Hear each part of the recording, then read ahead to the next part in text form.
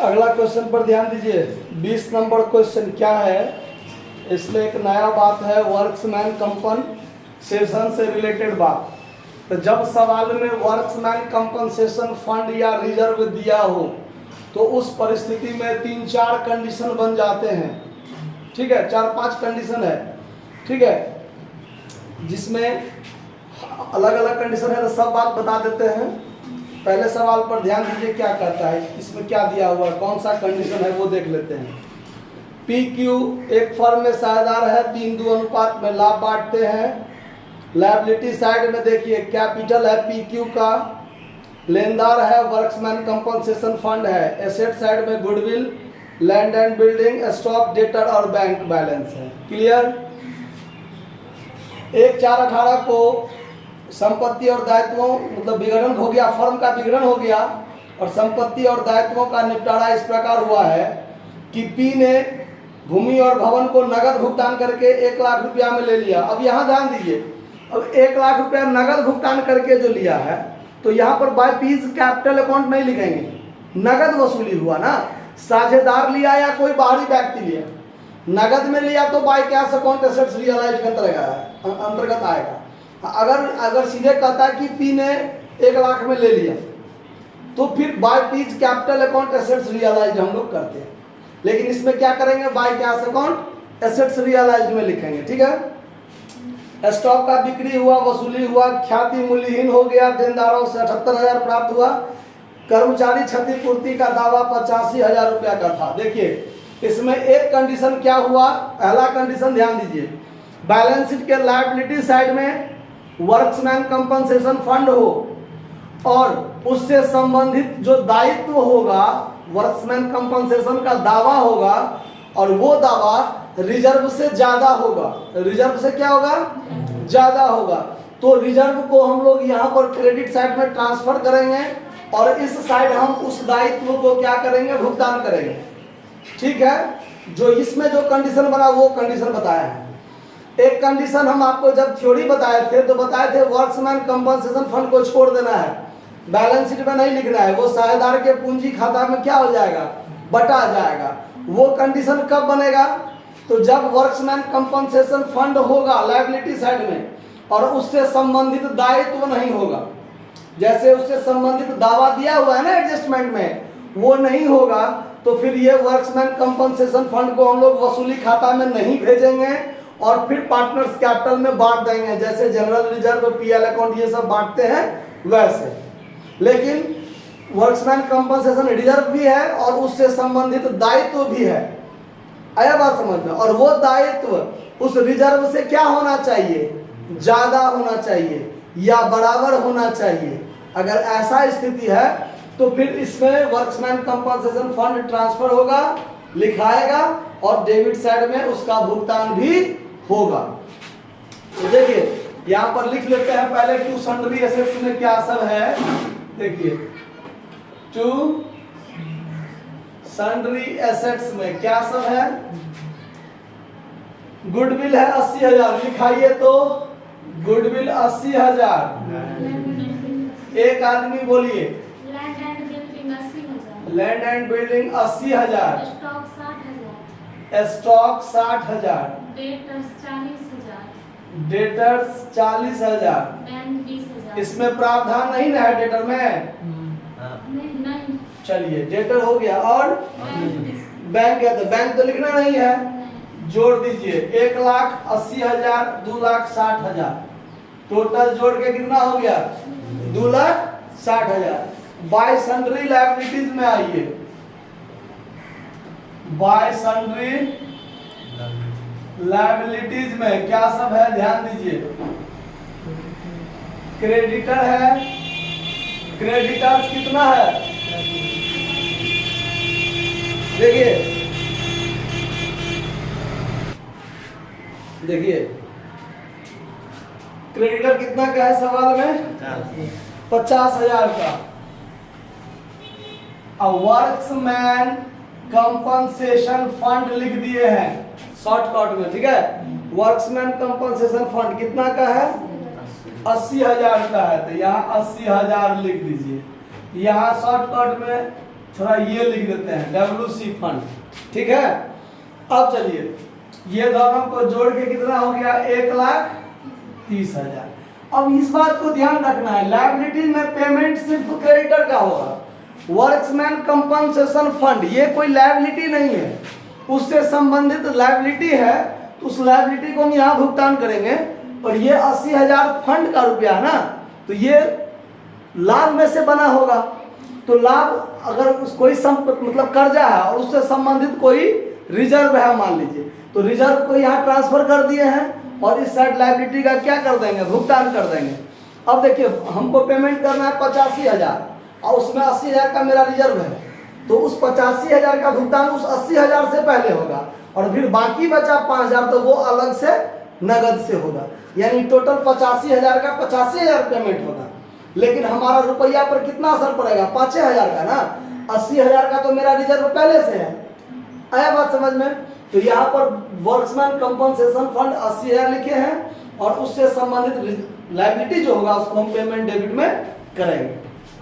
अब देखिए पी ने लैंड एंड बिल्डिंग 1 लाख नगद भुगतान करके लिया 1 लाख, तो उस संपत्ति से तो रुपया का वसूल हुआ।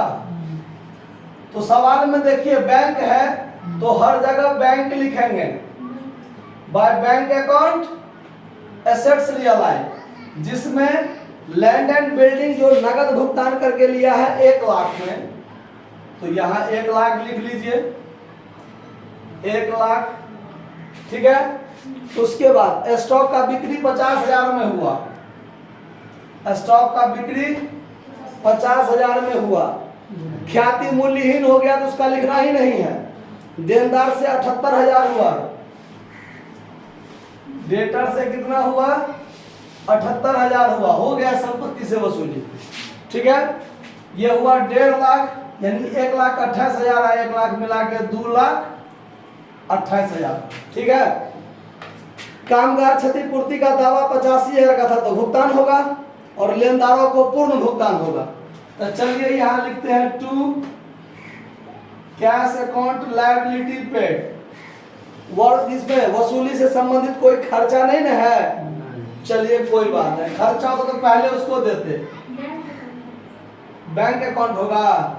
चलिए आप ही का बात सही है, यहाँ टू बैंक अकाउंट, आदत से लाचार हो गया कैश लिखते लिखते तब शुरुआत से ही। अब क्या हो जाएगा, यहाँ पर क्रेडिटर का पेमेंट होगा कितना 50 का 50,000 और वर्क्समैन कंपनसेशन,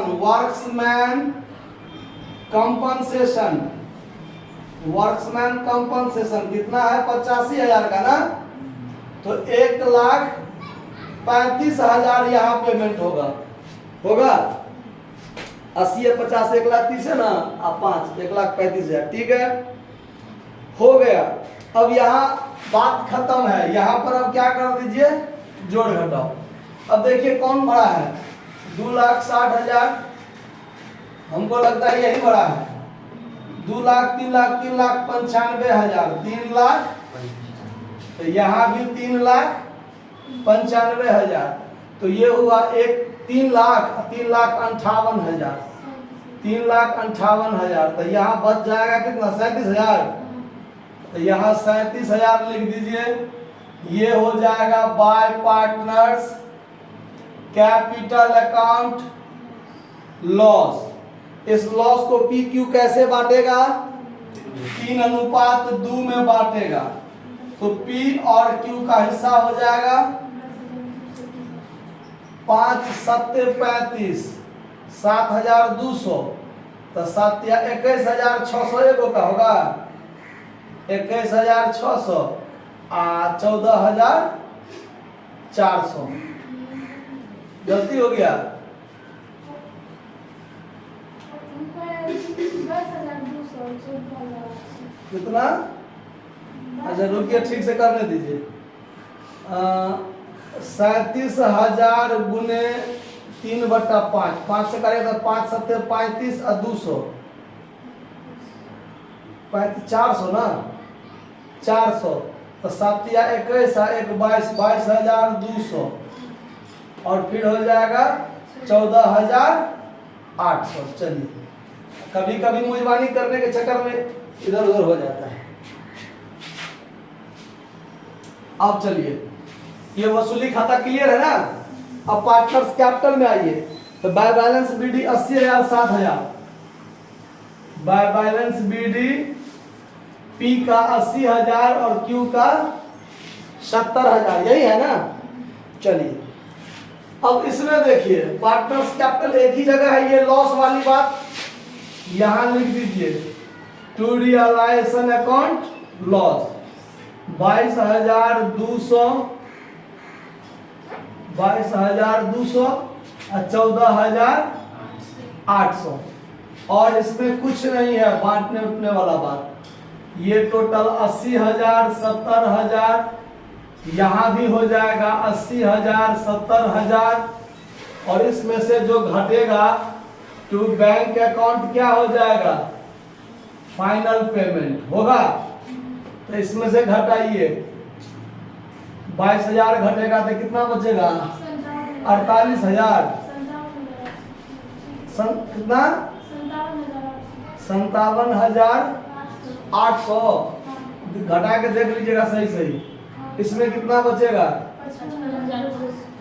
75,200।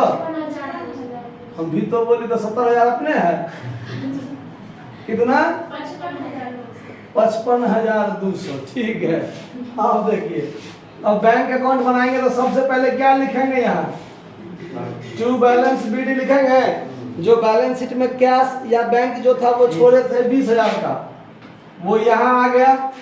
अब ये संपत्ति से वसूली 2,28,000 है, तो रियलाइजेशन में बाय बैंक और बैंक अकाउंट में क्या हो जाएगा, to realisation account assets realise 2,28,000। यहाँ देखिए to bank account 1,35,000 liability paid है, तो क्रेडिट में आ जाएगा। By realisation account liability paid 1,00,000। और पार्टनर्स कैपिटल में है टू बैंक, तो बैंक अकाउंट के क्रेडिट में क्या लिखा जाएगा, by partners capital account final payment P का और 57,800 और 55,200, तो ये हो जाएगा 1,000 इधर हो गया, 7 5 12 1 13 का 3 हाथ में 1 और 5 5 10 1 11, 1,13,000। ये है आपका 2,28,20, 2,48,000। ये 2 लाख ये हो गया, 35 13 48,000 हो गया। दोनों साइड बॉस है बराबर। समझ में आया बात, नोट कर लीजिए। धन्यवाद।